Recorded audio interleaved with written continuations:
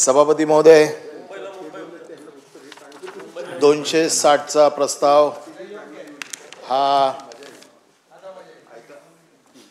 विरोधी पक्षाने देखील लावलाय आणि सत्ताधारी पक्षाने देखील लावलाय आणि दोघांनी 260चा प्रस्ताव लावलाय आणि साधारण विषय दोघांचेही सारखेच आहेत। त्यामुळे ह्या एका गोष्टीवरती एकमत आहे की याच्यावरती चर्चा झाली पाहिजे। आता प्रवीण दरेकर साहेबांची मी तळमळ समजू शकतो, कारण ते हाडाचे कार्यकर्ते आहेत, त्यांनी बघितलेलं आहे सगळं, त्यांनी मुंबईसाठी खूप खटाटोप केला आहे। दुर्दैव आहे की त्यांना फक्त प्रस्ताव मांडायलाच ठेवलंय। आमची अपेक्षा होती गृहनिर्माण मंत्री असले असते, छातीत ठोकपणे आम्ही सांगितलं असतं मुंबईचा मंत्री आहे, मुंबईचे प्रश्न सोडवायची जबाबदारी त्यांची आहे। वाईट वाटतं कधी कधी आपल्या बरोबरचा साथीदार फक्त एका कामासाठीच ठेवतात हव्यात एवढ्या आणि बाकीचं सगळं बाहेरच्या लोकांना देऊन टाकतात। अरे मुंबईचा मंत्री तर ठेवायला पाहिजे, गृहनिर्माणला मुंबईचा कोणतरी पाहिजे। भाईंची तर तुम्ही कारकीर्द संपवून टाकली, अरे तुमची तर कमीत कमी झाली पाहिजे, कळलं ना। पण म्हणूनच माझी अपेक्षा आहे तुम्ही जे मुद्दे मांडले गृहनिर्माणाच्या बाबतीमध्ये, म्हणजे तुमचा प्रस्ताव जिथे सुरू होतो की मागील 1.5 वर्षाच्या काळात मुंबई शहरामध्ये गृहनिर्माण व गतिशील परिवहन हे मुद्दे प्राधान्याने विचारात घेऊन विकास हाच केंद्रबिंदू मानून मुंबई शहरात स्मार्ट सिटीच्या उभारणीद्वारे स्थानिकांचे जीवनमान उंचावण्यावरती भर देऊन विकासाची नियोजनात्मक व कालबद्ध कामे हाती घेण्यात आल्याची बाब मी सुरुवातच इथून करतो की मुंबईचा विकास करायचा आहे। मग मुंबईचा विकास कुठून कुठपर्यंत व्हायला पाहिजे? चर्चगेट पासून मीरा रोडच्या बाउंड्री पर्यंत, दहिसरच्या बाउंड्री पर्यंत, म्हणजे मीरा रोडच्या बाउंड्री पर्यंत, आणि विटी पासून मुलुंड चेक नाक्यापर्यंत बाउंड्री पर्यंत हा सगळा भाग मुंबईत येतो ना। मग विकास व्हायला पाहिजे ना त्या सगळ्या भागाचा, कारण मुंबई महानगरपालिकेला किंवा शासनाला ह्या प्रत्येक भागातला माणूस आपला टॅक्स देतो, महानगरपालिकेला टॅक्स देतो, राज्य शासनाला टॅक्स देतो, आणि हे सगळे टॅक्स जेव्हा जमा होतात त्याच वेळेला त्या टॅक्स मधना कराच्या रूपातनं हा विकास होतो। आता तुम्ही म्हणताय की पूर्ण मुंबईचा विकास व्हायला पाहिजे, बरोबर आहे तुमचं म्हणणं, मुंबईचा विकास व्हायलाच पाहिजे, पण विकास व्हायचा असेल तर संपूर्णपणे 36 विधानसभा, 227 महानगरपालिकेचे वॉर्ड, या सगळ्यांचा विकास व्हायला पाहिजे। काय चाललंय 1.5 वर्षात?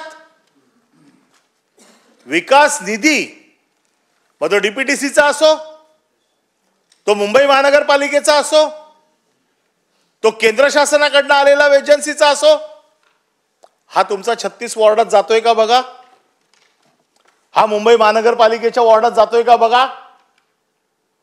प्रवीण दरेकरांचं पत्र असेल, भारतीय जनता पक्षाच्या आमदाराचं पत्र असेल, विकास निधी मिळाला, शिंदे गटांच्या आमदाराचं पत्र असेल, विकास निधी मिळाला, अनिल परबचं पत्र असेल, विकास निधी नाही, शिवसेनेच्या कुठल्या आमदाराचं पत्र असेल, विकास निधी नाही। अरे ठीक आहे ना, तुमचं भांडण माझ्याशी आहे ना, पण तो जो टॅक्स भरणारा नागरिक आहे त्याच्याशी तुमची काय दुश्मनी आहे? विकास निधी त्याचा का मारताय तुम्ही? माझ्याकडे ही राईट ऑफ इन्फॉर्मेशन मध्ये आलेली माहिती आहे की 35 कोटी रुपये प्रत्येक विधानसभेला दिले, हे म्हणजे स्टँडर्ड। कोणाच्या 35 कोटी दिले? जिथे भारतीय जनता पक्ष आणि शिंदेचे आमदार आहेत तिथेच। मुंबई महानगरपालिकेत प्रशासक नाहीये, मुंबई महानगरपालिकेत प्रशासक नसल्यामुळे स्टँडिंग कमिटी नाही आहे, प्रशासकाकडे सगळे अधिकार आहेत। कमिशनरला विचारलं, कमिशनर सांगतो माझ्या हातात काही नाही आहे। अरे मग काय झालं, झक मारायला बसवलंय कमिशनरला तिकडे? तो म्हणतो पालकमंत्र्याचा अधिकार आहे। आता मुंबई महानगरपालिकेच्या कायद्यावरती आपली चर्चा झाली आता थोड्या वेळापूर्वी, कुठल्या नियमामध्ये हे लिहिलेलं आहे मुंबई ऍक्ट मध्ये, कॉर्पोरेशन ऍक्ट मध्ये, की पालकमंत्र्याला निधी वाटप करण्याचा अधिकार आहे? मुंबई मी महापालिकेचा म्हणतोय, मी डीपीटीसीवर अजून आलोच नाहीये, मी मुंबई महानगरपालिकेवर बोलतोय.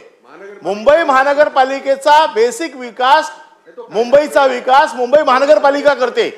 मुंबई महानगरपालिका सगळ्या ज्या काय तुमच्या अम्युनिटीज असतील, ज्या काय सुखसोयी द्यायच्या आहेत, जे काय रस्ते बांधायचे आहेत, हे मुंबई महानगरपालिका करते. तुम्ही सांगताय प्रवीण दरेकर, तुमच्या मनाला पण माहिती आहे की काय चाललंय, आणि तुमच्यासारखा कार्यकर्ता आहे म्हणून मी काय तुमच्यावरती बिलकुल आरोप करणार नाही, कारण तुमची तळमळ मला माहिती आहे, राजन सिंगची तळमळ माहिती आहे, कारण तुम्ही मुंबईचे सगळे आहात, तुम्ही खूप काम केलेलं आहे. पण जे काय राजकारण चाललंय विकासाच्या, ज्या तुम्ही सांगता येते, दुर्दैव तुम्हाला हा प्रस्ताव मांडायला देतात. हा प्रस्ताव दुसरा कोणी मांडला असता ना तर मी बोललो असतो, पण ह्या प्रस्ताव मांडताना काय राजकारण केलं जातंय, कसे मारले जात आहेत लोकांना. ठीक आहे ना, आमच्याशी तुमची दुश्मनी आहे, आमच्यावर काय राग काढायचा तो काढा, पण मुंबईवर काय राग काढताय? एका विभागाचा विकास करताय. अहो तिकडे तर विकास म्हणजे आता तर मला असं वाटतंय की ते सिमेंटचे 4 थराचे रस्ते बनतील एवढा निधी दिलेला आहे, आणि निधी दिलेला आहे. आता मी वॉर्ड वाईज जर वाचून दाखवलं की कोणाला किती निधी मिळालाय आणि तो निधी किती आतमध्ये खालीपर्यंत गेलाय. दररोज नगरसेवकांना शिवसेनेच्या फोन जात आहेत, निधी पाहिजे चलिये, निधी पाहिजे चलिये, आणि त्याला तिकडे बोलवायचं, निधी द्यायचा. त्याला अतिशय स्पष्टपणे सांगितलं जातंय, हा निधी काय वापरायची गरज नाही, कॉन्ट्रॅक्टरला विकून टाक, तुझे पैसे घेऊन टाक. काय चाललंय विकास? या विकासासाठी फोडतायत नगरसेवक, या विकासासाठी तुम्ही घेऊन जाताय लोकांना. आणि ज्या वॉर्डाचं अहो निकष काय आहेत मुंबईचे, मुंबईच्या कायद्यामध्ये लिहिलेले आहे, मुंबईच्या वॉर्डाला विकास निधी देताना त्याचे निकष आहेत.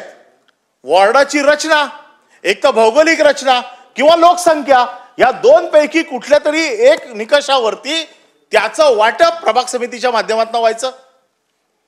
आता प्रभाग समिती नाहीये, कमिशनरला फक्त पालकमंत्र्यांनी पत्र द्यायचं, फक्त भारतीय जनता पक्षाचा कार्यकर्ता म्हणजे आमदार असेल. अहो साध्या साध्या छोट्या छोट्या कार्यकर्त्यांना देखील निधी देत आहेत, पण इकडच्या बसलेल्या कुठल्याही आमदाराला निधी मिळत नाहीये. मी इकडच्या म्हणजे इकडच्या आणि खालच्या या बाजूच्या लोकांना 100 वेळा पालकमंत्र्यांना भेटलो, 100 वेळा कमिशनरला भेटलो.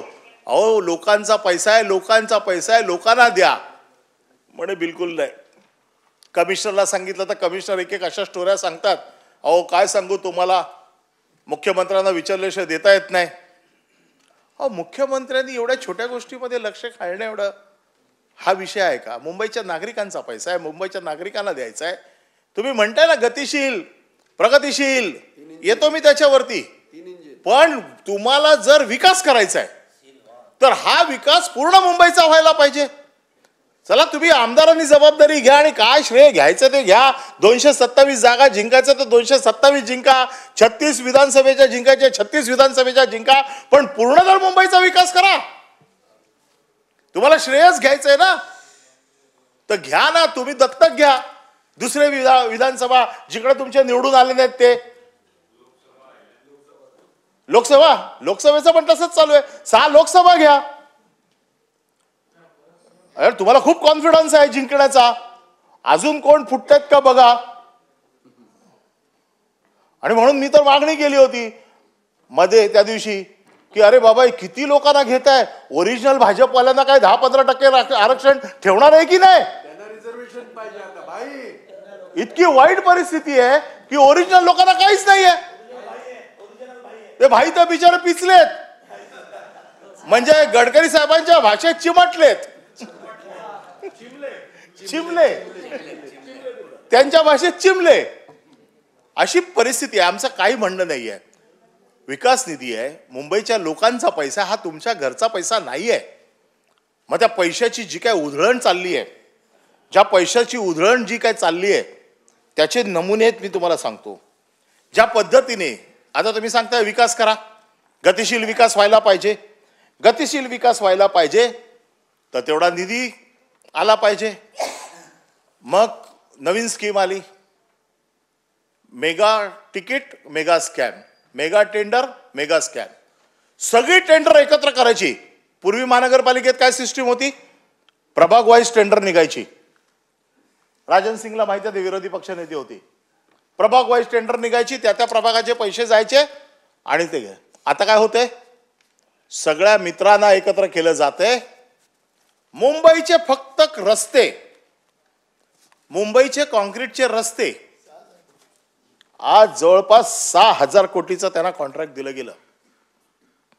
या 6,000 कोटीचं कॉन्ट्रॅक्ट गेलं, त्याच्यामध्ये 900 रस्ते होते आणि पावसाळ्याच्या अगोदर 300 रस्ते करायचे होते. 30 रस्ते देखील होऊ शकले नाहीत पूर्ण. आणि ज्यावेळेला आम्ही आरडाओरडा केला ते टेंडर थांबवण्यात आलं. आज तुम्ही मुंबईत चला, तुम्ही मुंबईचे नाही ना, तुम्हाला एकदा मुंबईत घेऊन जातो. एका पण रस्त्याचं काम चालू आहे का बघा, सगळी कामं अर्धवट पडलेली आहेत. सगळ्यांना टेंडर देऊन बसलेले आहेत, पैसे घेतलेत सुरुवातीचे, टेंडर पास झालेली आहेत, पुढचे पैसे जात नाहीयेत, कॉन्ट्रॅक्टर अर्धवट काम सोडून बसलेले आहेत. मुंबईच्या प्रत्येक गल्ल्या खणलेल्या आहेत. जे सिमेंट कॉन्क्रीटचे काही निकष आहेत की कुठले रस्ते सिमेंट कॉन्क्रीटचे व्हायला पाहिजेत. गल्ली दिसली ती पण सिमेंट कॉन्क्रीटची का, तर तिकडच्या कार्यकर्त्याला पर्सेंटेज मिळालं पाहिजे. भाई खड्डे कुठे पडतात आम्हाला माहिती आहेत ना. मला खड्डे पडायला पण रस्ता मोठा पाहिजे ना. काय भ्रष्टाचार करायचं त्याच्यात करा. छोट्या छोट्या गल्लीमध्ये कुठे सिमेंट घुसवताय. आणि हे जेव्हा वर्क ऑर्डर देऊन देखील आतापर्यंत कामाला सुरुवात झालेली आहे आणि म्हणून कॉन्ट्रॅक्टरना 52 कोटीचा दंड झाला. 52 कोटीचा दंड झाला कॉन्ट्रॅक्टर लोकांना. आणि मग हे सगळं लक्षात आलं की हे होऊ शकत नाही. पण कॉन्ट्रॅक्टर पण हटायला कबूल नाही. ते म्हणाले असं कसं, आम्ही तर देऊन बसलो टक्के. मग टेंडर स्प्लिट केली. मग जे टेंडर होतं 1,670 कोटीचं ती रद्द करून लगेच 1,362 ची नवीन टेंडर काढली गेली. हा मुंबईचा विकास. मला माहिती आहे की प्रोसिजर टेंडरची कशी होते, किती वेळ लागतो, कशा पद्धतीने करायला गेलं. म्हणजे ह्या पद्धतीने जर तुम्ही रस्ते बनवायला गेलेत तर अजून पुढचे 3 वर्ष रस्ते बनणार नाहीयेत, हे मी तुम्हाला सांगतो. गतिशील, प्रगतिशील, गतिमान रस्ते बनवायचे आहेत. मुंबईचा विकास कुठे, जिथे फक्त भारतीय जनता पक्षाचा आमदार आहे, जिथे शिंदेचा आमदार आहे, जिथे शिंदेचा नगरसेवक आहे, जिथे भारतीय जनता पक्षाचा नगर आहे, तेवढाच फक्त विकास मुंबईचा करायचा. बाकीचे सगळे केराच्या टोपलीत. हे विकास अशा पद्धतीने राजकारण करून विकास होतो.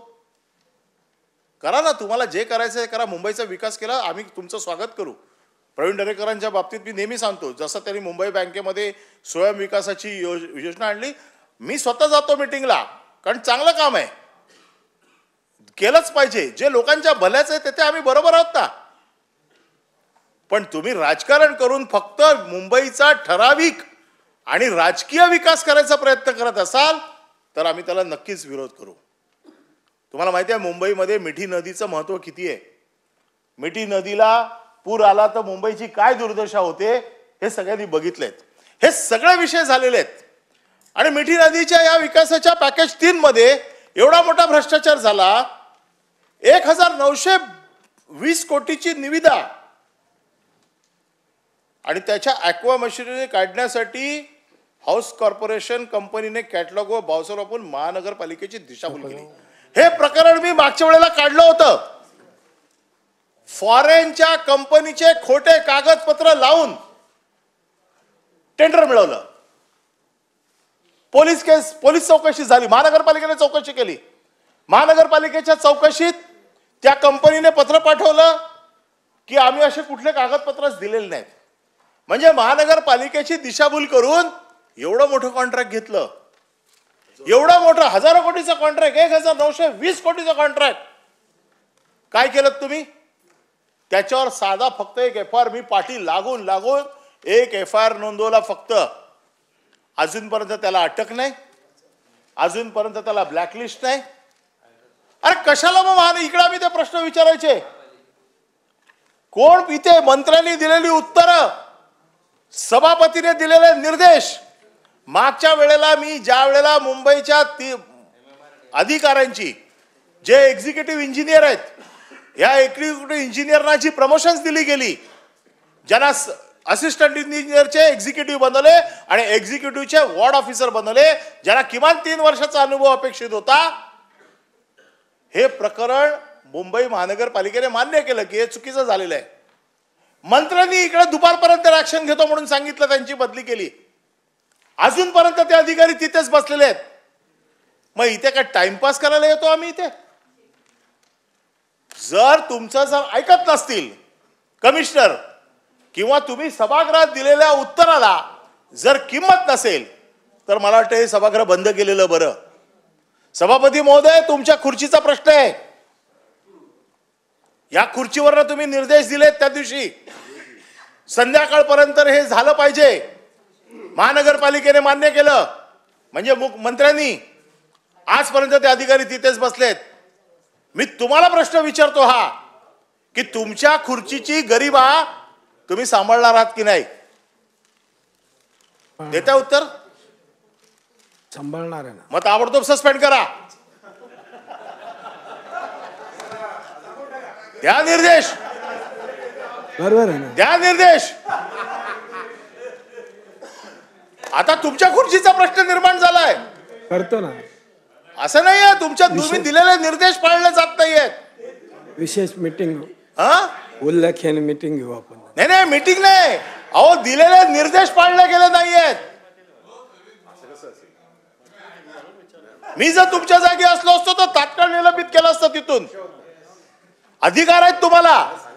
नसतील तुम्हाला माहित अधिकार तर तुमच्या सचिवांना विचारा, तुम्हाला अधिकार आहेत की नाही. नाही, याच्या बाबतीत फार सिरियस आहे विषय. तुम्हाला आठवत असेल त्या दिवशी झालं नाही, मी दुसऱ्या दिवशी परत उभं राहून विचारलं, त्या दिवशी झालं नाही, शेवटच्या दिवसापर्यंत करतो सांगितलं, तोपर्यंत झालं नाही. काय चाललंय काय? मग कशाला यायचं सभागृहात आणि विचारायचे प्रश्न?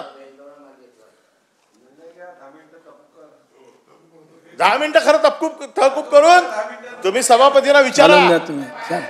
तुम्ही चला, चालू द्या. येतील 2 मिनिटात. 2 मिनिटात येतील. दरेकर, हो दरेकर साहेब, बोलून घ्या त्यांना. दरेकर साहेब, सभापती मी आता दरेकर साहेब बोलून घ्या त्यांना. मग लवकर बोलवा.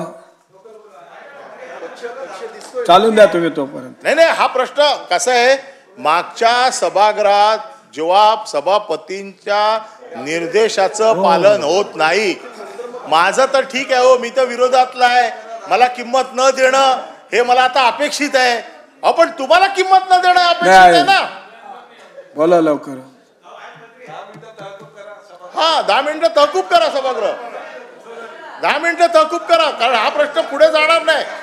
कारण महत्वाचा विषय, मंत्री कुठे आहे? महत्वाचा विषय. नाही नाही, मंत्रालय करा. हो, मी काय म्हणतो भाई, काय तुम्ही मंत्री असला तर मी बसलोच असतो खाली, बोललोच नसतो काय. अरे, मंत्री उदय सामंत होते, त्यांनी उत्तर दिलं होतं त्यांनी. त्या दिवशी करतो म्हणाले, त्या दिवशी केलं नाही. दुसऱ्या दिवशी म्हणाले करतो म्हणून, ते केलं नाही. मग म्हणाले शेवटच्या दिवसापर्यंत करतो, ते केलं नाही.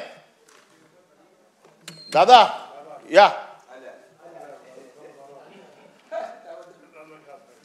दादा नाही, तहकूब करा, दादा नाही आले तर.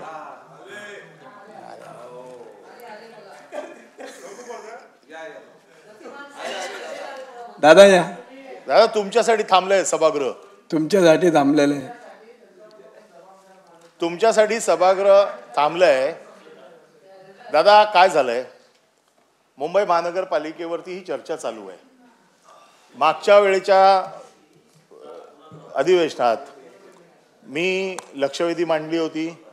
लक्षवेधीवरती ज्या अधिकाऱ्यांना चुकीची प्रमोशन्स दिली होती, नियम असा आहे की assistant engineer to executive engineer, executive engineer to ward officer, कुठल्याही एक्झिक्युटिव्ह इंजिनियरला 3 वर्ष लागतात. 3 वर्षाचा अनुभव असल्याशिवाय त्याला वॉर्ड ऑफिसर करता येत नाही. मुंबईत 4 अधिकाऱ्यांना प्रमोशन्स देऊन टाकल्या. हे प्रमोशन्स दिल्याच्या नंतर त्यांना वॉर्ड ऑफिसरची जागा दिली. महानगरपालिकेने इकडे मान्य केलं की 3 वर्षाचा निकष आहे, केलं नाही. मग त्यांना सांगितलं त्यांना बदला, त्यांना त्यांच्या मूळ पदावर न्या, रिवर्स करा. मान्य सांगितलं, ठीक आहे. आम्ही प्रश्न विचारला म्हणून केलं नाही, संध्याकाळपर्यंत करतो सांगितलं. संध्याकाळी प्रश्न विचारला, उद्या करतो सांगितलं. दुसऱ्या दिवशी प्रश्न विचारला, म्हणाले करतो म्हणून. सभापतींनी निर्देश दिले की तुम्ही मान्य केलंय तर तुम्ही करा. आता विरोधी पक्षाने विचारलं तर आजकाल तर नियमच झाला की विरोधी पक्षाला विचारायचंच नाही, रेटून द्यायचं. अहो पण त्यांच्या खुर्चीची तर काहीतरी इज्जत ठेवा. म्हणून मी त्याला विचारलं की त्या खुर्चीला काय अधिकार आहेत की नाही. मी जर असलो असतो तिकडे तर तिथून मी निर्देश दिले होते तर मी त्याला निलंबित करून टाकलं असतं. पण अजूनही त्याच्या बाबतीत निर्णय होत नाहीये. मग हे प्रश्न मांडायचे कसे? म्हणजे तुम्ही मांडलेले प्रस्ताव फक्त आम्ही हो हो म्हणायचं, अजून इम्प्लिमेंटेशन झालेलं नाही. ते अधिकारी तिथेच बसलेत आणि ते अधिकारी सांगतात आमचं कोण काय वाकडं करणार आहे. काय चाललंय काय? नाही नाही, कंटाळा म्हणजे त्यांच्या खुर्चीचा प्रश्न निर्माण झालेला आहे, आमचा नाही. आणि एक तर कोण उपसभापती महोदया, ज्यांचं नाव आहे, ज्यांची स्वतःची कमीत कमी 12-13 पुस्तकं निघाली आहेत या खुर्चीच्या महत्वावरती. ते सभापतीच्या खुर्चीचं महत्व काय याच्यावरती पुस्तक आहेत. आजी तर फारच आहे. नाही, दरेकरांनी नाही लिहिलं. मग त्यांच्या खुर्चीचे कोण हे ठेवणार, मान ठेवणार? आपण ठेवायला पाहिजे ना दादा. आपण संसदीय कार्यमंत्री आहात. जर सभागृहात कुठला निर्णय होतो तर त्याची अंमलबजावणी नको व्हायला. मग कमीत कमी तुम्ही तर सांगा की बाबा आज संध्याकाळपर्यंत होईल, उद्यापर्यंत होईल. मग म्हणून खरं म्हणजे आम्ही मागणी करतो की ज्या वेळेला खरं म्हणजे तुम्ही विरोधी पक्ष नेते ज्या वेळेला आपण हा प्रस्ताव मांडतो त्यावेळेला एक तर मुख्यमंत्री असायला पाहिजेत किंवा सभागृहाचे नेते असायला पाहिजेत. अशा प्रथा परंपरा आहेत. आता दादा तुम्ही जर एवढे सिनियर नेते जर हात वर करणार असाल की मला माहित नाही, मी निर्णय घेऊ शकत नाही, अहो तुमच्यासारखा नेता निर्णय नाही घेऊ शकत. बोला ना. विरोधी पक्षाचा प्रस्ताव आहे. नाही, देशाचे पंतप्रधान महाराष्ट्रामध्ये यवतमाळला आहेत, नरेंद्रजी मोदीजी. आणि प्रामुख्याने महिलांचा मेळावा आहे, शेतकऱ्यांचा मेळावा. याच्याबरोबर आपण जे राज्याचे नमो सन्मान म्हणून प्रत्येकी 2000 रुपये 4 महिन्याला असे आपणही 6000 रुपये देणार, त्याचे 2 हप्ते म्हणजे डायरेक्ट 4000 रुपये आज अकाउंटला माननीय मोदींच्या हस्ते द्यायचे आहेत.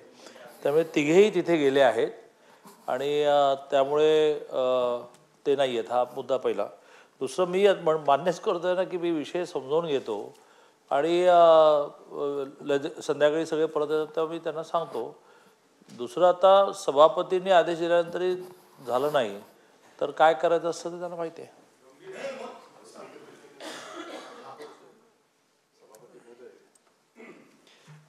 दादा ज्येष्ठ आहात, सभागृहामध्ये गेली अनेक वर्ष आपण काम करत आहात.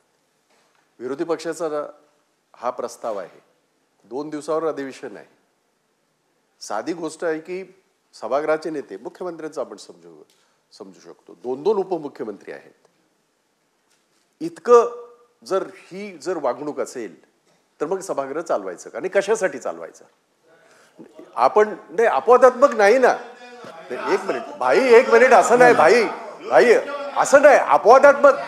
मला 1 मिनिट, मला आपल्याला प्रश्न विचारायचा आहे. दादानी सांगितलेले कार्यक्रम शासनाचे आहेत का? तर नाहीत. पक्षाच्या ह्याच्यावर असलेले, अहो शासनाच्या ह्याच्यावर. आणि शासकीय कार्यक्रम उद्या घ्या. आपली चर्चा उद्या घ्या दादा. ही मोठी योजना शेतकऱ्यांसाठीची, तिचे एक नाही एका वेळेला 2 हप्ते दिले जातात.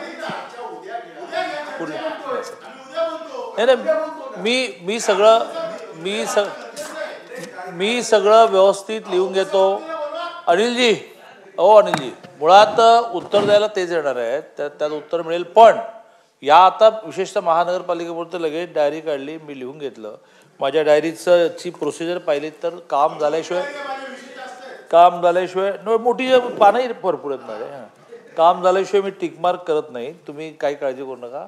मी स्वतः संध्याकाळी मलाही उत्सुकता आहे ना की हा काय विषय झालाय. मी सगळं लिहून घेतो.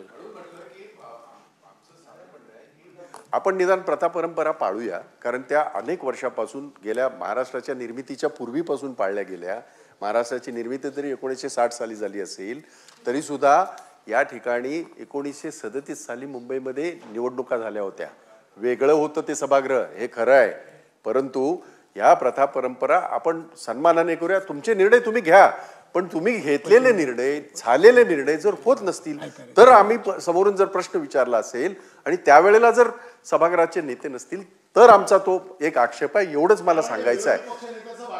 आता असायला पाहिजे ना. आपण दोन्ही बाजूला राहिलो ना. 20-20 वर्ष झाली ना. खालच्या सभागृहात ना, वरच्या सभागृहात ना, सगळीकडनं आलो ना. नाही पण त्यापेक्षा चर्चा उद्या ठेवा. चर्चा उद्या यांना लेगवर ठेवा, यांना लेगवर राहू द्या ना. दुसरं काम काढून घ्या. आज उत्तर प्रदेशचे भाई उत्तर प्रदेशचे उपमुख्यमंत्री आज पुण्यात आहेत. मलाही पुण्यात असणं आवश्यक होतं, परंतु ज्यावेळेला असा निर्णय झाला की तिघांनी त्या कार्यक्रमाला गेलं पाहिजे, कारण हा जो आपण नमो शेतकरी असं म्हटलं त्याची अंमलबजावणी आपण घोषित केल्यानंतर पहिल्यांदा जी करतोय 2 हप्ते एकत्र, त्या तिघांनी जायला पाहिजे.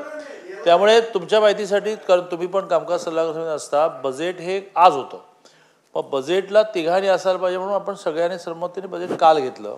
म्हणजे मग आजची चर्चा ही कमी याची आहे असं मला म्हणायचं नाही. पण मलाही पुण्याला जायला पाहिजे होतं, ते न जाता, कारण तो पार्टीचा कार्यक्रम आहे बाई, त्यामुळे मी न जाता मी थांबलो आहे. मी सगळं लिहून घेतो, तुम्ही काय काळजी करू. इतका वेळ परत बोलत होते त्यामुळे मगाशीच येणार होते मी, पण म्हटलं जर काय आपल्या हक्कासाठी मी भांडतोय. आपल्या हक्कासाठी भांडतोय. आमचे हक्क तर चिरडले गेलेत, आम्हाला माहिती आहे, पण आपल्या हक्काची किंमत या सभागृहात राहिली पाहिजे. काय झालं नक्की सांगा मला जरा. बघा, मी मागच्या वेळेला एक विषय काढला होता. मुंबई महानगरपालिकेमध्ये अधिकाऱ्यांना चुकीची बढती दिली होती, आपल्याला माहित असेल. असिस्टंट इंजिनियरला एक्झिक्युटिव्ह इंजिनियर बनवलं, एक्झिक्युटिव्ह इंजिनियरला इमिजिएटली वॉर्ड ऑफिसर बनवलं. त्यावेळेला मी हा मुद्दा मांडला होता की 3 वर्षाचा किमान कालावधी एक्झिक्युटिव्ह इंजिनियरला वॉर्ड ऑफिसर बनवताना त्याचा नियम असतो. आणि हे त्यावेळेला तत्कालीन त्यावेळेचे मंत्री होते उदय सामंत यांनी मान्य केलं. मग मी अशी मागणी केली होती की जर तुम्ही मान्य करताय तर त्यांना त्या पदावरनं ताबडतोब बाजूला करा. त्यांनी सांगितलं होतं आज संध्याकाळपर्यंत आम्ही आदेश काढतो. संध्याकाळी मी आपल्याला विनंती केली की दुपारी सांगितलं होतं, संध्याकाळपर्यंत काढलेलं नाही. दुसऱ्या दिवशी मी परत आपल्याला विनंती केली. त्यानंतर 2 दिवसांनी शेवटचा दिवस होता, सकाळी मी परत उठलो आणि आपण त्यावेळेला निर्देश दिले की ताबडतोब संध्याकाळपर्यंत कारवाई करा. आजपर्यंत ते अधिकारी तिथेच आहेत. आता ठीक आहे, मी मागणी करतोय ते ऐकत नाही, कारण माझी मागणी राजकीय असं त्यांना वाटतं. नियमात आहे, सगळं त्यांनी मान्य केलेलं आहे. आणि आपण निर्देश दिलेले असताना जर ते ऐकत नसतील तर म्हणून मी प्रश्न विचारला की सभापतींच्या खुर्चीची गरिमा राखण्याचा प्रश्न निर्माण झालेला आहे आणि ती राखली जाणार आहे की नाही. काय संसदीय कार्यमंत्री मध्ये हा, आणि तुम्ही रागाने दिला होता तो निर्णय, कारण ते ऐकत नव्हते म्हणून. बरोबर आहे भाई, थँक्यू. मी त्या खात्याचा मंत्री नसूनही नाही, त्यांनी अगदी ते हुशार राजकारणी आहेत, त्यामुळे त्यांनी तुम्हाला त्यात इन्व्हॉल्व केला होता. मी इन्व्हॉल्व वगैरे झाली नाही, मी ऐकते. नाही, एक तर का आज नाहीये तिघे मी सांगितलं की केवळ देशाचे पंतप्रधान माननीय नरेंद्रभाई मोदीजी येणार आहेत एवढाच विषय नाही, तर राज्याची जी शेतकऱ्यांच्या दृष्टीने खूप महत्त्वाची योजना आहे तिचं आज 2 हप्ते एका वेळेला दिले जाणार आहेत. जवळजवळ 1,27,00,000 शेतकऱ्यांना वगैरे. दुसरं, त्यामुळेच मग मला पुण्यात जायचं असूनही असं ठरलं की मी थांबेल. मी लिहून घेतोय 2 आणि सगळं उत्तर देणार आहेत ना उद्या, त्या उत्तरात ते देतील उत्तर. पण आता मागचं का झालं नाही याचं उत्तर उत्तरामध्ये देतील. नाही माननीय दादा, ते पण देतो, ते पण द्यायला सांगतो. नाही आपण आता असं करू. नाही राहिलं का तेच नाही नाही, माननीय सभापतींबद्दलचा तुमचा आदर जो असा ओसंडून वाहतो आहे तो बघून मी सदगदित झालो आहे. पण पण मला असं वाटतं की ही अडचण समजून घ्या. उत्तर देताना हे उत्तर दिलं पाहिजे. म्हणजे एरवी समजा इतक्या चर्चेचं उत्तर सगळ्यांचं दिलं जात नाही, तर ह्या स्पेसिफिक विषयाचं उत्तर देणारे उद्या जे कोणी असतील त्याने दिलं पाहिजे असं मी आग्रह करतो. स्वतः ते पाठपुरावा करणार आहेत ना. हा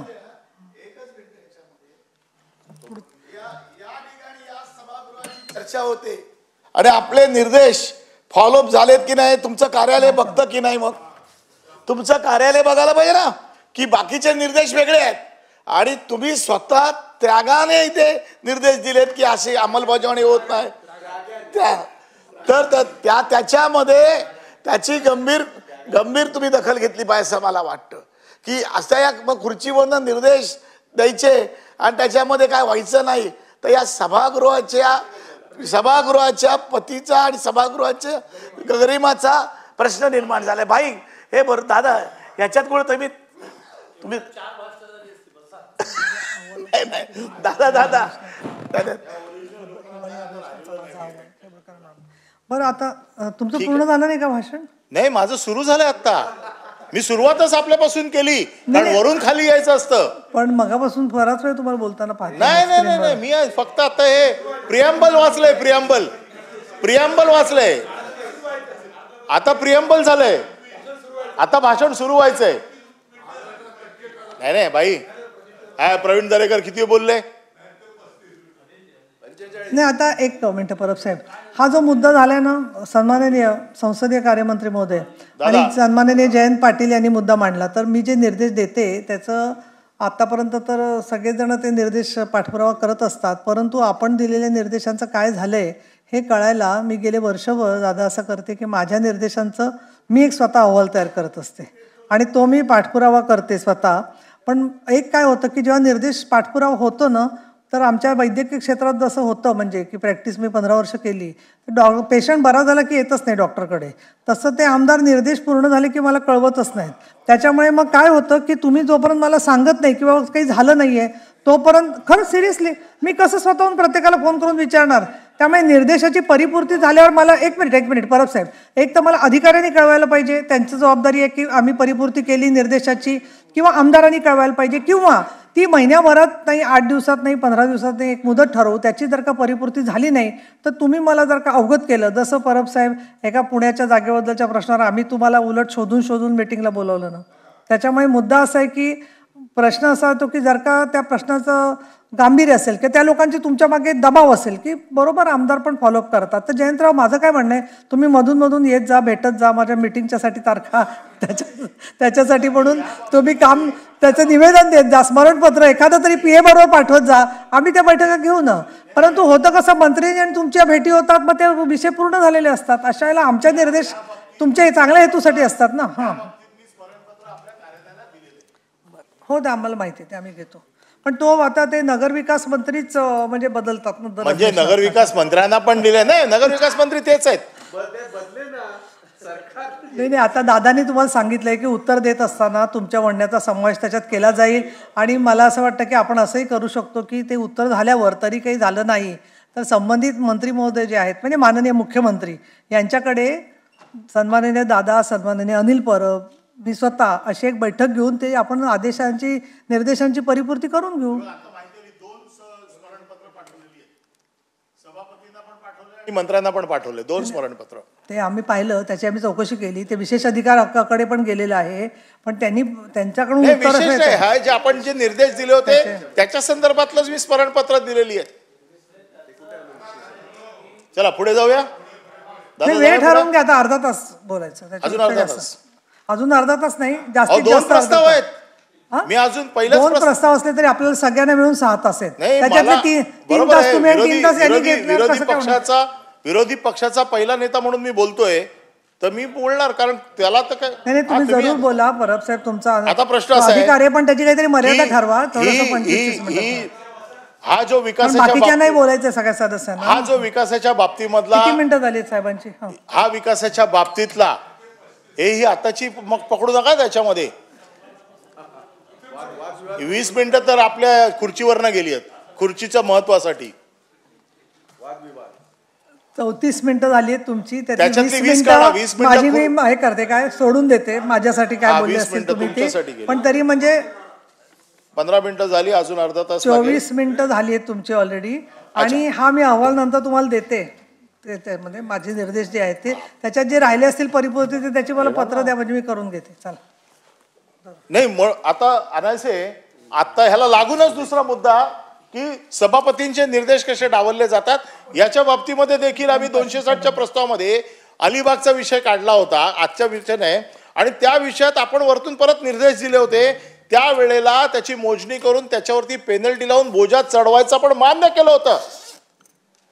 आणि ह्याच्यावरती लक्षवेधी एक दिवस राखून ठेवली होती. नाही सन्माननीय परब साहेब, पण त्याच्यानंतर ती लक्षवेधी आपण दोनदा आली लक्षवेधी त्याच्यानंतर. नागपूरला घेतली ना लक्षवेधी आपण. नाही ना, ते सांगतो की त्याचं उत्तर दिलं नाही मंत्री महोदयांनी. मंत्र्यांनी दिलं उत्तर. नाही त्याच्यानंतर बैठक झाली आपली. आपलं समाधानकारक नाही झालं उत्तर नाही तुम्हाला. नाही बैठक झाली,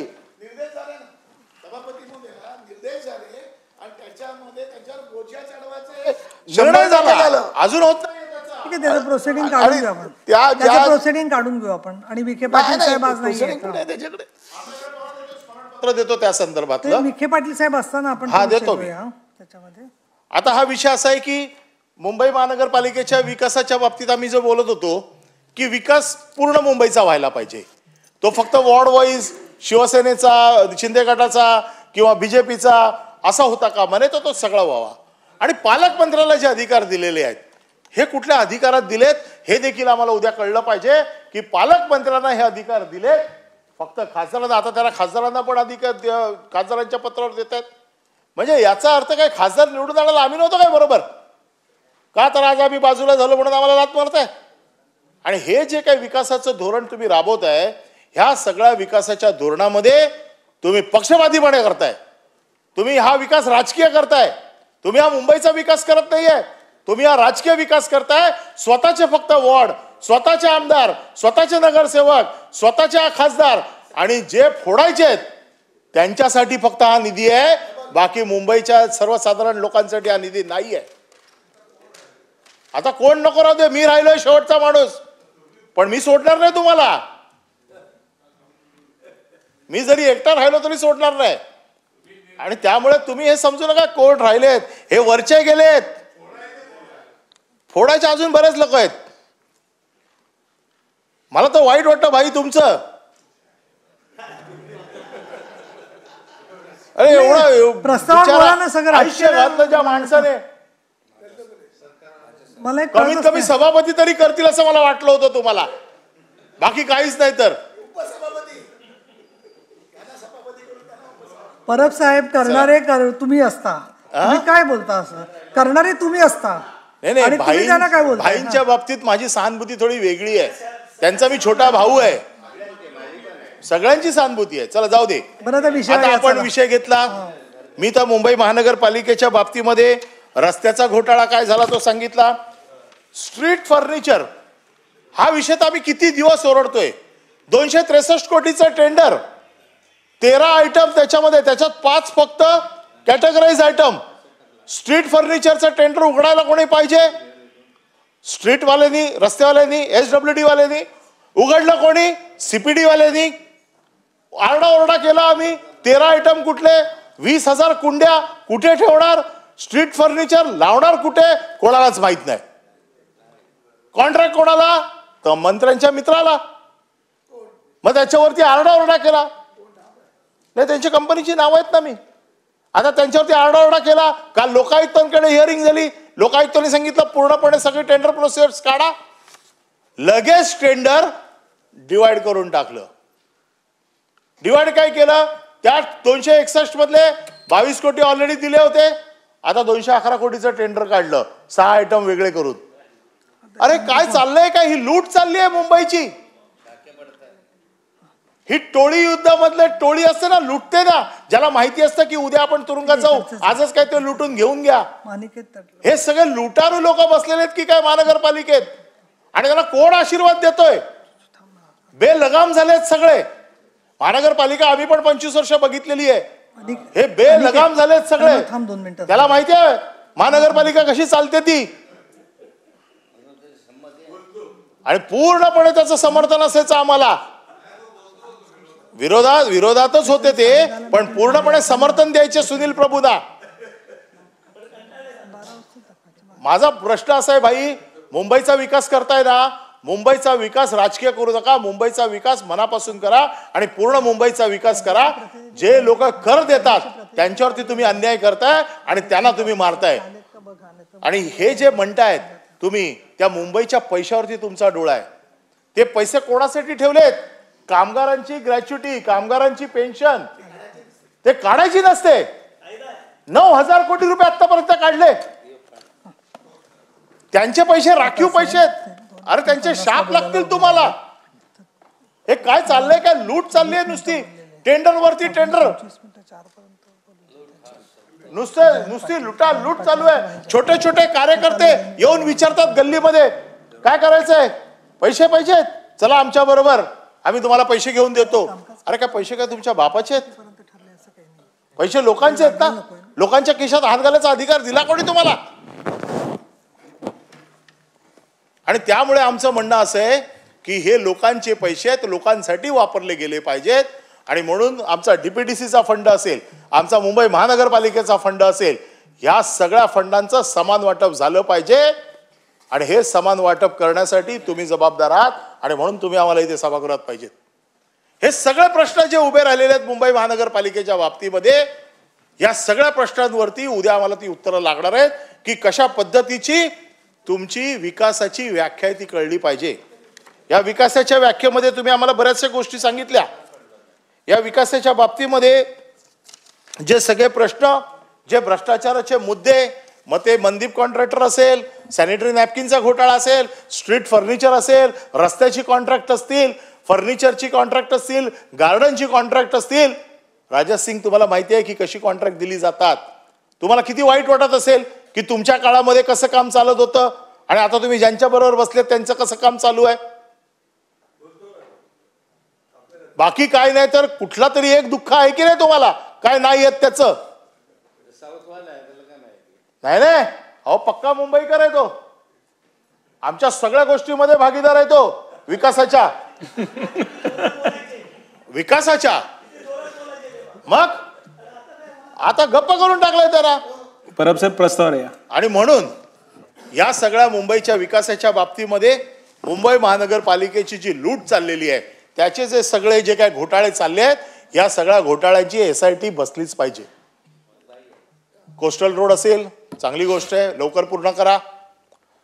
मुंबई नावा शेवा लिंक तुम्ही पूर्ण केलात, अभिनंदन, लोक फास्ट जात आहेत. सगळ्या गोष्टी चांगल्या करा. आमचं तुम्हाला पूर्णपणे समर्थन आहे, कारण आमची जन्मच आमचा इथे, मृत्यूच आमचा इथे होणार आहे. त्याच्यामुळे मुंबईबद्दल आम्हाला जेवढं प्रेम असेल तेवढं दुसऱ्या कोणाला असेल. पण ज्या मुंबईसाठी आम्ही अहोरात्र कष्ट केले, ती मुंबई डोळ्याच्या समोर लुटली जाते हे बघून सगळ्यात जास्त दुःख जर कोणाचं असेल तर आम्हाला होते. आम्ही काय तुमचे विरोधक ह्या बाबतीत नाही आहेत विकासाच्या बाबतीमध्ये, पण तुम्ही अशा पद्धतीने राजकारण करून जर विकास करणार असाल तर आम्हाला विरोधाला विरोध करावाच लागेल. आता प्रवीण दरेकरांनी सांगितलं की मुंबईच्या गृहनिर्माणाचा प्रश्न, मुंबईच्या गृहनिर्माणाचा प्रश्न सगळ्यात मोठा प्रश्न आहे.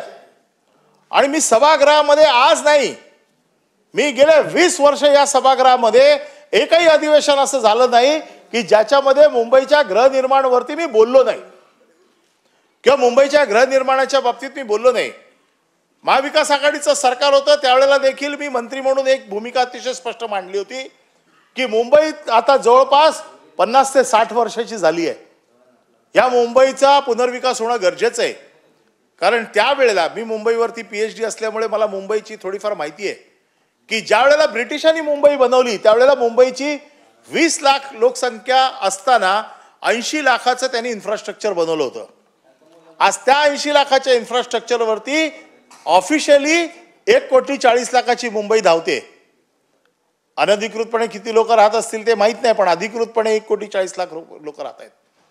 म्हणजे तुम्ही विचार करा की मुंबईच्या सगळ्या इन्फ्रास्ट्रक्चरवरती किंवा बेसिक अम्युनिटीजवरती केवढ्या मोठ्या प्रमाणात ताण आहे. आता हा ताण जर दूर करायचा असेल तर मुंबईमध्ये बऱ्याचशा गोष्टी करणं गरजेचं आहे. आणि त्याच्यामध्ये सगळ्यात महत्त्वाचा गृहनिर्माण धोरण हे 2004-14 ज्या वेळेला शिवसेना भारतीय जनता पक्षाचं सरकार आलं त्यावेळेपासून मी याच्यामध्ये भाई आहेत. भाईनी म्हाडाचा जो आता एक वाढीव शुल्क कमी करण्यासाठी त्यावेळी मी किती प्रयत्न केले. त्यांनी खूप मेहनत केली. हे भाई आहेत त्यांनी मेहनत केली. प्रवीण दरेकर आहेत त्यांनी मेहनत केली. ते तुम्ही माफ केले. पण ते माफ करून भाई आपली मागणी ती नव्हती. व्याज माफ केलेलं आहे. आपली मागणी काय होती की याला अम्युनिटी स्कीम लावा. तिथे लोक राहतात कोण? जे अगदी छोट्या घरात 220 फुटाच्या घरात राहणारे लोक आहेत. आजही तुम्ही माफ केल्याच्या नंतर पण प्रत्येकाला 3 लाख 3.5 लाख 4 लाख रुपये येत आहेत. आपण किती मागणी करत होतो की अम्युनिटी स्कीम आणा, त्याच्यामध्ये एकदा काय ते करा आणि लोकांना मोकळा करून टाका. तुम्ही त्यांच्या डोक्यावरती बोजा ठेवू नका. अशा प्रकारची धोरणं व्हायला पाहिजेत लोकांना जर वाचवायचं असेल तर. आज या हाऊसिंग बोर्डाच्या 56 वसाहती आहेत. मी 2010ला मोर्चा काढला होता 56 वसाहतींचा मुंबईमध्ये आणि ह्या वसाहती व्हाव्यात म्हणून त्याच्यासाठी प्रयत्न केलेला कार्यकर्ता आहे मी. आणि त्याच्यावरती हळूहळू होऊन आज आपण इथपर्यंत आलेलो आहोत. अजूनही 56 वसाहतींचं धोरण होतंय पण अजूनही पूर्ण नाहीये. आता प्रवीण दरेकरांनी सांगितलं की स्वयं विकसित करणाऱ्याला आम्ही इन्सेंटिव्ह देऊ. मुंबई बँकेने चांगली योजना केली आहे. अरे पण म्हाडामध्ये त्याची फाईल तर हल्ली पाहिजे. म्हाडामध्ये 8-8, 9-9, 10-10 महिने त्याची फाईल हलत नाही. तुमची बँक कर्ज देते, तुमची बँक व्याज चढवते. याच्यासाठी जे काय टेबलच्या खालून द्यावे लागतात पैसे, त्या पैशाला कुठे चाप लावणार आहात की नाही तुम्ही? स्वयं विकासाला तुम्ही पैसे देताय. तुम्ही त्यांची ड्युटी माफ केली, सगळं तुम्ही केलं, पण तिकडचा भ्रष्टाचार कोण थांबवणार? तो भ्रष्टाचार थांबवण्याची जबाबदारी आहे तुमची. आणि तो जर थांबला तर तुमचा स्वयंविकास पूर्ण लवकर होईल. नाही तर माझ्याकडे बिल्डिंग नंबर 2 आणि 3चा स्वयंविकास चालू आहे. गेले 2 वर्ष अजून त्यांचं फायलिंग पण नाही झालेलं आहे. का नाही झालंय? फाईल हलत नाही. का नाही झालंय? प्रत्येक फुटाचे पैसे मागतात म्हाडाले. म्हाडाचा हिशोब फुटावर आहे आणि म्हणून त्यांची अपेक्षा आहे की बोर्डच होऊ नये आणि फुटाप्रमाणे पैसे दिले तर फाईल होईल. आता बँक काय फुटाप्रमाणे पैसे द्यायला बसली आहे? वरचे बँक देत नाही, प्रोजेक्ट अडकतात. एवढ्या मोठ्या बँकेने कर्ज देऊन फक्त 16च प्रोजेक्ट झालेत आतापर्यंत. आता प्रवीण दरेकर पाहिजे होते, त्यांना हे मला सांगायचंय. तुम्ही करताय मेहनत, एका बाजूने तुम्ही वरून भरताय आणि खालून तुमची गोणी फाटली आहे. कसा पुनर्विकास होणार? म्हाडाचं जे धोरण आता तुम्ही आणलंय, म्हाडा म्हणतंय की 33-9 मध्ये सगळे करा, क्लस्टर मध्ये करा. पण इंडिव्हिज्युअल बिल्डिंगला बिल्डर मोठी ऑफर देतो आणि अख्खा क्लस्टर प्रोजेक्ट अडकवून टाकतो. तुमच्याकडे कुठला नियम आहे की त्याला बाजूला काढायचा? आहे नियम? मग ते आणा ना अमेंडमेंट मध्ये, लोकांची डेव्हलपमेंट होईल ना. 2 बिल्डिंग 20-20 बिल्डिंगचा पूर्ण प्रोजेक्ट लटकवून ठेवतात. कोणतरी छोटा बिल्डर येतो, मोठी ऑफर देतो आणि नंतर मग बार्गेनला बसतो. हा भ्रष्टाचार नाही? या बिल्डर लोकांना चाप नको लावायला. हे चाप कोण लावणार हा प्रश्न आहे. पुनर्विकासाचं धोरण पहिलं नक्की झालं पाहिजे. पुनर्विकासामध्ये म्हाडा आहे, 33-9 आहे, 33-7 आहे, सेल्स बिल्डिंगचा विषय आहे, 33-10 आहे. आता 33-10 मध्ये म्हणजे SRA मध्ये तुम्ही मला सांगा की ज्या जमिनी म्हाडाच्या आहेत की जिथे म्हाडाचे घरं आहेत त्यांना 33-5 मध्ये घेतलं पाहिजे. त्या लोकांना बिल्डर पैसे देतात म्हाडाला आणि त्यांना SRA मध्ये ढकलून देतात. म्हाडाचा नियम काय? 300 फूट किंवा 509 फूट द्यायला पाहिजे. SRA काय करते? त्यांना 279 मध्ये ढकलून टाकते. कशाला लोक जातील? कसा पुनर्विकास होईल? अरे मूळ जिथे अडकतं, जिथे प्रोजेक्ट अडकतो त्याच्यावरती काय कारवाई करणार आहे की नाही? आणि हे तू कोण सांगू शकतो? भाई तुमच्या माझ्यासारखा कार्यकर्ता सांगू शकतो की प्रोजेक्ट कुठे अडकतो? तुम्ही आज म्हणताय की डेव्हलपमेंट खूप स्तुतीसुमानं तुम्ही गायलीत दरेकरांनी. पण दरेकरांना माहित नाही की कुठे प्रोजेक्ट अडकतात, ते कुठे प्रोजेक्ट बंद पडतात ते. आता तुमच्या सेंट्रल गव्हर्नमेंटचा माझ्याकडे मोठी स्किवालिटीची स्कीम चालू आहे. 2 बिल्डिंग इकडे होतात, बाजूला डिफेन्सची लँड आहे, तिकडच्या झोपड्या तशाच राहतात. त्याच्या बाजूला 2 बिल्डिंग होतात SRA मध्ये, त्याच्या बाजूला डिफेन्सची लँड आहे, ती तशीच राहिली आहे. कसं डेव्हलपमेंट होणार? केंद्र सरकारच्या जमिनीच्या बाबतीमध्ये किती वर्ष प्रयत्न चालू आहेत? राज्य शासनाने काय पुढाकार घेतला? ज्या वेळेला महाविकास आघाडीचं सरकार होतं, मुख्यमंत्र्यांच्या पाठी लागून दिल्लीशी कोऑर्डिनेट करून एक बेसिक त्याच्यामध्ये पॉलिसी ठरली 50-50%ची. त्या 50-50%च्या पॉलिसीवरती चीफ सेक्रेटरीला सांगितलं कमिटी गठीत करा आणि केंद्र सरकारशी बोलून हा प्रश्न निवडा. आजपर्यंत एकही मीटिंग झाली नाही. कोणाचं अपयश आहे? आम्ही तर घरात बसून होतो ना, तुम्ही तर खूप फिरता ना. मग जरा फिरता फिरता जरा जा दिल्लीला आणि करून आणा ती फाईल क्लिअर. मग ही अपयश कोणाची आहेत? 1.5 वर्ष तुम्ही ट्रिपल इंजिनचं सरकार आहे, एवढ्या जोरात पळतंय. आता ह्या गाडीला डबा राहणार आहे की नाही माझा प्रश्न आहे, का फक्त इंजिनच राहणार आहे? हा डबे येतील रिकामी. तुमचा डबा कसा लावलाय रिकामी तसा. हे रिकामी डबे काय कामाचे नाही, ते कधी डिसमेंटल करून टाकतील ना. आता जूनला कळेल तुम्हाला कसा तुमचा डबा डिसमेंटल करतील ते. नाही, माझी तर पक्षाची सोय केलेली आहे. एवढे दरवाजे आहेत, कुठूनही येऊ शकतो मी. प्रश्न हा आहे की ज्या पद्धतीचे उपचार, ज्या पद्धतीचे उपाय जे सरकारने करायला पाहिजेत ते सरकार करणार आहे की नाही हा खरा प्रश्न आहे. रिडेव्हलपमेंट हा मुंबईचा मोठा विषय. ह्या रिडेव्हलपमेंटमध्ये खरं म्हणजे मुंबईच्या आमदारांची जबाबदारी आहे. त्यांनी आपलं मत हक्काने मांडायला पाहिजे. फक्त बिल्डरकडनं पर्सेंटेज, पॉलिसीवरती पर्सेंटेज, याच्यावरती रिडेव्हलपमेंट होणार नाही. रिडेव्हलपमेंट व्हायची असेल तर मुळात ज्या कारणास्तव रिडेव्हलपमेंट अडकलंय त्या प्रश्नांपर्यंत जाणं फार गरजेचं आहे. आणि म्हणून रिडेव्हलपमेंटच्या बाबतीत जर प्रवीण दरेकर असले असते तर काही सूचना मी केल्या असतील, पण उद्याच्या उत्तरात मी बघतो काय देतात ते. हे रिडेव्हलपमेंटच्या बाबतीत झालं नाही. प्रवीणशी मी कधी सांगेन त्याला, मी तसं फडणवीसांना पण सांगेन, शिंदेना पण सांगेन. फक्त काय झालं, त्यांचे मित्र बिल्डर असल्यामुळे आमची अडचण झाली आहे आणि ते तुमचं पण ऐकत नाहीत. नाही तर पाठवलं असतं लिहून. आता प्रश्न असा आहे की हा तर झाला सत्ताधारीचा विषय, त्याच्यात काही गोष्टी आहेत ते विरोधी पक्षनेते बोलतील. पण आमचा जो प्रस्ताव आहे कायदा सुव्यवस्थेचा, या कायदा सुव्यवस्थेचे काय दिंडोडे निघतायत ते तुम्ही बघताय दररोज. काय कोणाचा कंट्रोल कोणावरती आहे, कोणाची अशी धमक आहे, कोणाच्या अशा डोळे वटारले की घाबरतात. जनरली अशी आमच्याकडे म्हण होती की गृहमंत्री जो असतो त्याने जर नुसते डोळे मोठे केले की ताबडतोब कमिशनर असं थरथर कापायला पाहिजे. कमिशनरने अशी मान वळून बघितली तर पाठीमागचा स्टाफ सगळा घाबरला पाहिजे. आता रस्त्यावरती जो चुनामळत हवालदार उभा असतो ना, तो पण घाबरत नाही तुम्हाला. तो पण म्हणतो जाऊ दे, काय यायला किती दिवस आहेत काय माहिती, जाऊ दे. दरारा नाही राहिला. आमदाराला आज पोलीस स्टेशनच्या आतमध्ये गोळ्या घालाव्या लागतात दुसऱ्याला. का परिस्थिती आली? आमच्यावरती रात्री 12 वाजता गुन्हा झाला की सकाळी 5 वाजता शासन आपल्या दारी आम्हाला न्यायला.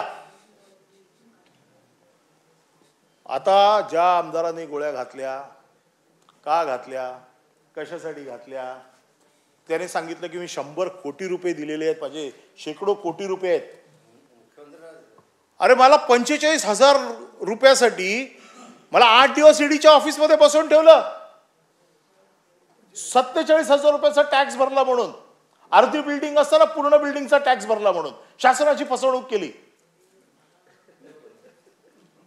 7 दिवस भाई ईडीच्या ऑफिसमध्ये, सकाळी 10 ते रात्री 3. आणि इकडे एक आमदार सांगतोय माझ्या मुख्यमंत्र्यांकडे 100,000 शेकडो कोटी आहेत. कुठे गेली ईडी? कुठे गेली सीबीआय? कुठे गेला इन्कम टॅक्स? कोण विचारणार आहे की नाही? त्या वाजेला तुम्ही खूप कलेक्टर आहे, कलेक्टर आहे, कलेक्टर आहे, असे किती कलेक्टर आम्ही आता नावं सांगू तुमची? आत्ता काल परवा मुंबईत जे कलेक्टर पकडले, 150 ईडीच्या फाईल पकडल्या त्यांच्या घरात. दादाला माहिती आहे की नाही काय? नाही साधी आहात म्हणूनच तुमची ही परिस्थिती आहे. थोडे टगे असले असतात ना, या सगळ्यांना निपटून काढले असते तुम्ही. अरे वाईट वाटतं आम्हाला. दादांसारखा एवढा चांगला सिनियर माणूस, 150 ईडीच्या फाईल सापडल्या एजंटच्या घरात. आता तो विषय पूर्ण बोलायचा की नाही मला माहित नाही, उद्या येऊ देत मुख्यमंत्र्यांना आणि त्यांच्या. नाही यांची नाही आहे, नाही मंत्र्यांच्या आहेत ना, यांच्या मंत्र्यांच्या आहेत ना त्याच्या घरी सापडलेल्या फाईलमध्ये. ब्लॅकमेलिंग 50-50 कोटी रुपये कुठल्या कुठल्या मंत्र्यांनी दिले त्यांची नावं आहेत, पण नोटीस दिली नाही म्हणून आज काय बोलत नाही. दादा दरारा लागतो पोलिसांवरती. आमदार गोळ्या घालतायत. एक आमदार पिस्तूल हवेत फायरिंग पोलीस स्टेशनच्या आतमध्ये. एक आमदार सांगतोय तोडून टाका हातपाय, जामीन घ्यायची जबाबदारी माझी. एक आमदार सांगतोय पोलीस काय माझं वाकडं करणार आहेत, जास्तीत जास्त फोटो दाखवतील बायकोला.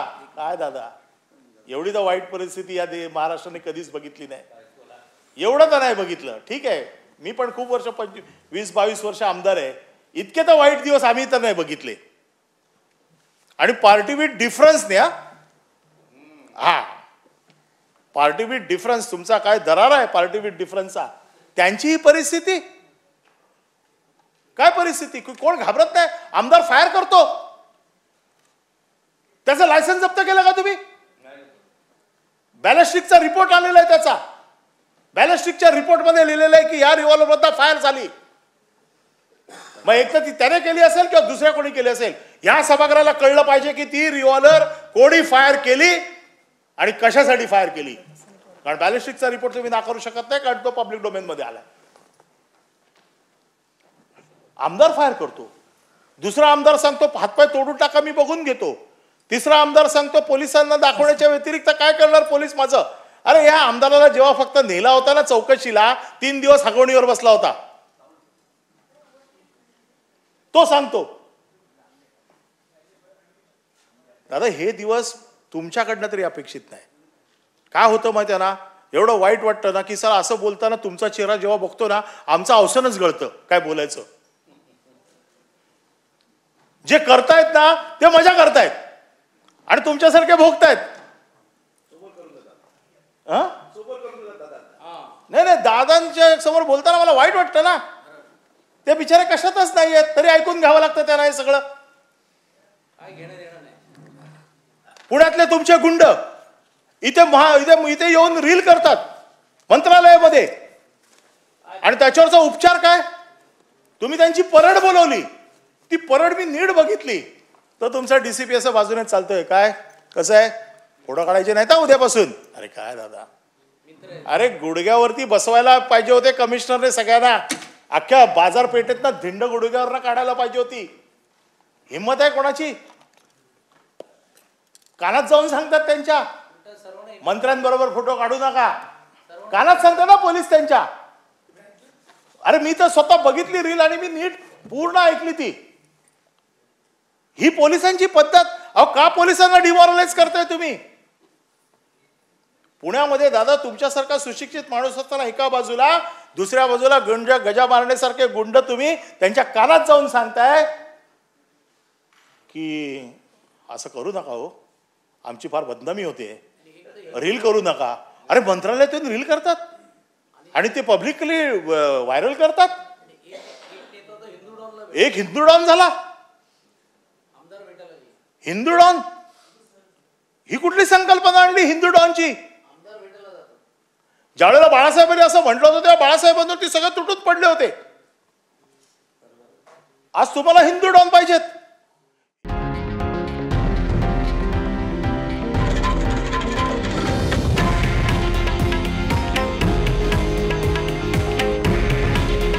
हे आहे देशातील नंबर 1 न्यूज नेटवर्क आणि आपण पाहत आहात TV9 मराठी. काळजी तुमची, हित महाराष्ट्राचं.